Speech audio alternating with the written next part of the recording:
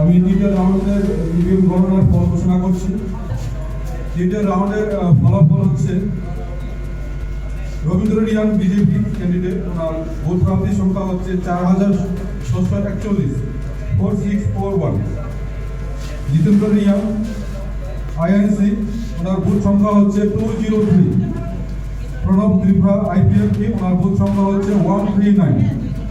মগেন্দ্র Reang CPIM candidate, ওনার vote সংখ্যা হচ্ছে 1646।